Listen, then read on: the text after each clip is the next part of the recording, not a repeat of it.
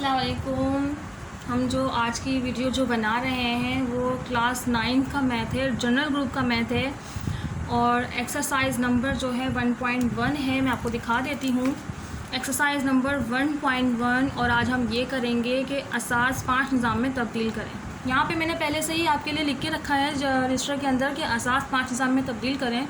जिन students को नहीं पता और इंग्लिश स्टूडेंट्स जो हैं होते हैं उनको नहीं पता कि क्या चीज़ है, तो मैंने इंग्लिश में भी ट्रांसलेट किया हुआ है कि चेंज द बेस 5 सिस्टम, यानी कि यहाँ पे जो हमें सवाल दिए हुए हैं उन्हें आपको बेस 5 में चेंज करना है। तो मैंने 3 सवाल यहाँ पे लिखे हुए हैं, नंबर 1 23, नंबर 2 39 एंड नंबर 3 76। तो let's start solve the question, कि हम अपना क्वेश्चन को जो वो सॉल्व करना स्टार्ट करते हैं। तो मैंने यहाँ पे 23 लिखा है, उसके बाद मैंने लाइंस दे के यहाँ पर हमें 5 बेस में चेंज करना है, तो हमें यहाँ पे इसको 5 से ही मल्टीप्लाई करना होगा। यहाँ पे मैंने 5 लिखा है, 23 है, यानी कि 5 का टेबल आपको इतना पढ़ना है कि 23 से नीचे जाए या 23 आ जाए, 23 से लेस हो या 23 से या 23 आ जाए। तो हमने मतलब 5 का टेबल स्टार्ट किया तो 5 4 20 यहाँ पे मैंने लिखा हुआ है, क्योंकि 5 5 25 आ रहा है जो 23 से अबव जा रहा है। ठीक है, तो हमें 5 का टेबल इतना पढ़ना है कि 23 से नीचे आए। तो 5 का टेबल 4 तक किया है तो 23 से नीचे आया, 5 4 20। आई होप यहाँ तक आपको समझ में आ गया होगा। हम आगे स्टार्ट करते हैं कि जब 23 आया है और यहाँ पर हमने 20 तक किया है तो हमारे पास 3 बचता है। 3 जो होता है वो लेफ़्ट ओवर होता है, यानी कि बच गया है, तो उसको हम इस तरीके से जो जितना नंबर बचा हुआ होगा उसको हम यहाँ लिख देंगे। अब इस नंबर्स को हम ऐसे ही छोड़ देंगे, इससे हम कोई काम नहीं करेंगे। जो नंबर्स हमारे पास बचते चले आएंगे उन्हें हम लाइंस डाल के इसी साइड में लिख देंगे और वो ऐसे ही रहेंगे। उसके बाद उसका कोई काम नहीं है सॉल्विंग में, उसको ऐसे ही छोड़ देंगे। जो इसके नीचे आते रहेंगे उसको सॉल्व करते रहेंगे।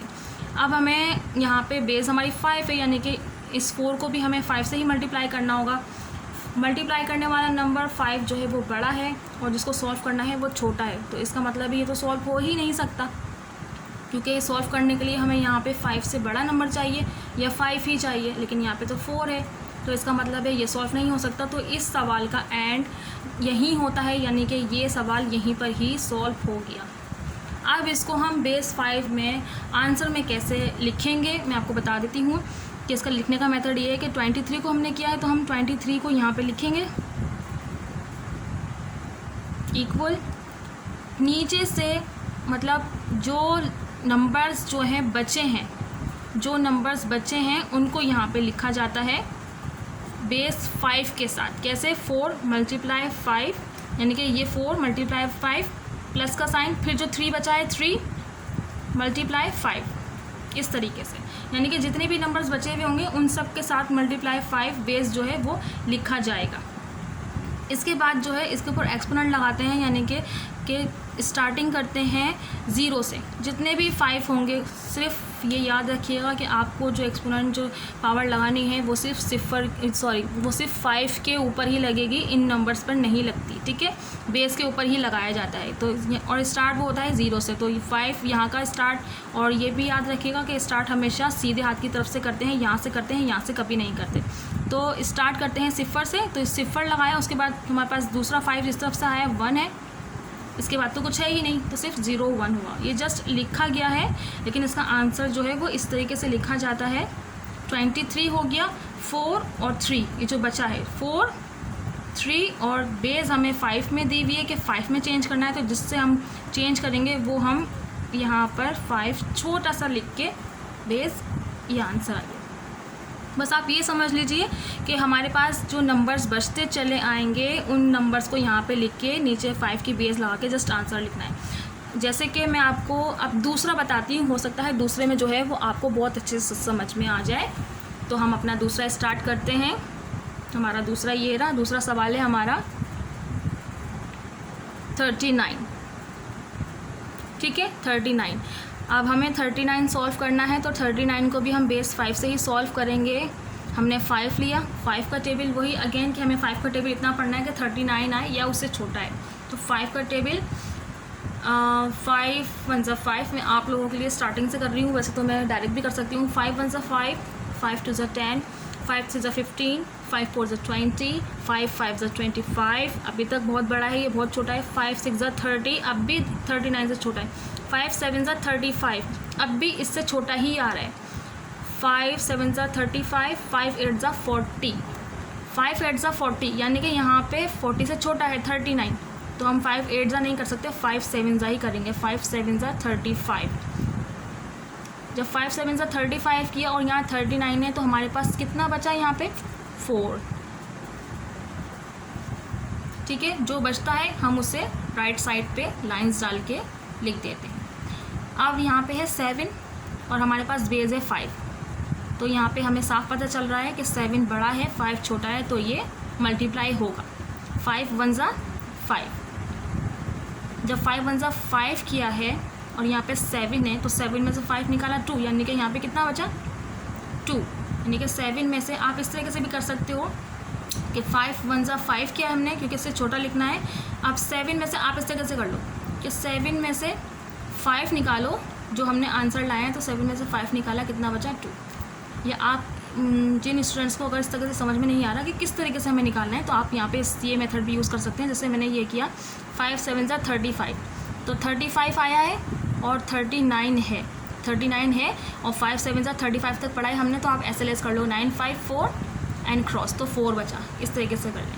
अब हमारे पास यहाँ पे 7 हैगा, 5 1 ज़ा 5 किया है हमने, तो आप इसमें से लेस करो, जो बचा वो यहाँ लिख दो। आप ये मेथड भी यूज़ कर सकते हो अगर यहाँ पे आपको ऐसे ही सॉल्व करने में परेशानी हो रही है कि कितने नंबर्स आए और कितने निकलेंगे, तो आप इस तरीके से हाथ के हाथ यहाँ पे कर लो, ताकि आपको ईजिली हो जाए। अब यहाँ पर 1 है और बेस 5 है, तो ऑफकोर्स यहाँ पर नंबर छोटा है, यहाँ बड़ा, तो ये यहाँ पर अब सॉल्व नहीं होगा। अब हम स्टार्ट करते हैं जिस तरीके से हमने पहले वाले में आंसर लिखा था, उस तरीके से हम यहाँ पे लिखेंगे। 39 सवाल है, तो 39 लिखा, इक्वल का साइन, जो नंबर्स बचे थे 1 2 4 उन सब के साथ बेस 5 लगाएंगे। कैसे? 1 multiply by 2 plus 1 multiply by 5, इसके बाद 2 मल्टीप्लाई 5 प्लस 4 मल्टीप्लाई 5, सबके साथ हमने बेस 5 लगा दी, 1 के साथ लगा दी, 2 के साथ और 4 के साथ, 1 5 2 5 और 4 5। फिर उसके बाद मैंने कहा था कि एक्सपोनेंट लगता है बेस के ऊपर, और स्टार्टिंग कहाँ से होता है? राइट हैंड की तरफ से, एंड सेकेंड 0 से स्टार्ट करते, तो 0 1 2। ठीक है, वहाँ पिछले वाले में जो हमने लास्ट अभी क्वेश्चन किया है उसमें जस्ट 1 तक था, क्योंकि जितने 5 आपके पास आते रहेंगे नंबर्स, आपके पास एक्सपोनेंट बढ़ते रहेंगे। 0 1 2, अगर मेरे पास और होता तो मैं 3 4 5 इस तरीके से लगाती। ठीक है, आपने इसको इस तरीके से लिख दिया, लेकिन आंसर किस तरीके से मेंशन करना है? 39 लिखा, जो नंबर्स बचे हैं 1 2 4 1 2 4 बेस 5 लिख दी एंड जस्ट आंसर।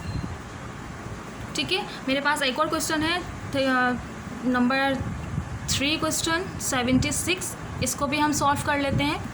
मैंने आज के दिन में जो है 3 क्वेश्चन रखे हैं। आई होप कि आपको समझ में आ रहा हो। अगर फिर भी कोई प्रॉब्लम होती है तो आप बता सकते हैं, और अगर आपकी समझ में आ रहा है अच्छे तरीके से, तो प्लीज़ उसके लिए भी कमेंट्स कीजिए, ताकि मुझे पता चले कि मेरी वीडियोस से स्टूडेंट्स को जो है वो फ़ायदा हो रहा है। ठीक है, अब हम 76 स्टार्ट करते हैं। हमने 76 लिखा, बेस 5 है, 5 से ही सॉल्व करेंगे। अच्छा जी, यहाँ पे देखिए एक चीज़ नहीं आएगी। क्या चीज़ नहीं है? कि 5 का टेबल अगर हम 10 तक भी पढ़ लेंगे तो 5 10 ज़ा 50, और यहाँ पे तो 76 बहुत ज़्यादा ही पड़ा है। तो अब हम इसको कैसे सॉल्व करेंगे? जैसे हम पिछली 6 7 8 की क्लासेस में करते आए हैं, इसको वैसे ही सॉल्व करेंगे कि 1 नंबर ले लेंगे। जैसे 5 छोटा है और एक नंबर ही इसका बड़ा है, वो जिससे हम पहाड़ा पढ़ लें, जिससे हम टेबल पढ़ लें, वो एक नंबर ही इससे बड़ा है। ये 7 है, ये 5 है, तो 1 करके करेंगे। 5 1 ज़ा 5, तो 7 में से 5 निकाला, हमारा कितना बचा? 2। 5 1 ज़ा 5, 2 बचा, वो 2 हम इसको कैरी करते हैं, तो ये हो गया हमारा 26। अब हमें 5 का टेबल इतना पढ़ना है कि 26 आ जाए, ये उससे छोटा है, तो ऑफकोर्स 5 5 ज़ा 25, तो हमारे पास कितना बचा? 1। 26 लिखा हुआ है, 25 हमारे पास आया है, तो ऑफकोर्स एक बचा, वो हमने यहाँ लिख दिया। अगेन हमारे पास 5 से करना है, तो 5 3 ज़ा 15, पूरा ही सॉल्व हो रहा है, तो हमारे पास कुछ भी नहीं बचा। जब कुछ नहीं बचता तो हम 0 लगा देते हैं। क्या अब ये सॉल्व होगा? अब नहीं सॉल्व होगा, क्योंकि जिससे हम मल्टीप्लाई कर रहे हैं वो बड़ा है और जिसको करना है वो छोटा है, तो ये सवाल का एंड यहीं पर हो गया। इसको भी हम एज इट इज़ ऐसे ही लिखेंगे जैसे हमने इसको लिखा है। 76 इक्वल साइन, स्टार्टिंग हमेशा याद रखिएगा यहाँ से करते हैं, ऊपर से नहीं करते हैं, स्टार्टिंग हमेशा यहाँ से करते हैं। तो पहले 3 लिखेंगे, 3 × 5 जो बेस है हमारा, प्लस 0 × 5 एंड 1 × 5। एक्सपोनेंट लगाते हैं बेस के ऊपर, 0 से स्टार्ट करते हैं, 0 1 2। 76 = 301 301, बेस लगा दी 5 की एंड जस्ट हमारा आंसर। आई होप वीडियो अच्छी लगी हो, मेथड समझ में आया हो। अगर आपको मेथड समझ में आया है, समझाने का तरीका समझ में आया है, तो आप मेरी वीडियो को लाइक शेयर कीजिए और प्लीज़ सब्सक्राइब ज़रूर कीजिए ताकि मेरा नोटिफिकेशन आप तक ज़रूर पहुंच सके। मैं डेली अपनी वीडियो जो है वो अपलोड करती हूँ। 9th और 10th दोनों का ही मैथ आप लोगों को सिखा रही हूँ। मैं अपनी पहले वीडियोस में जो है वो 9, 10 की बुक भी आपको दिखा चुकी हूँ कि मैं किस बुक में से सिखा रही हूँ। सिंध बोर्ड की बुक है जिसमें से 9, 10 का एग्ज़ाम के सवाल आते हैं, वो वाली बुक्स में से जो है मैं आपको सवाल सॉल्व करना सिखा रही हूँ। तो मेरी वीडियो को लाइक शेयर और सब्सक्राइब कीजिए। नेक्स्ट वीडियो तक के लिए bye bye. Thank you for watching.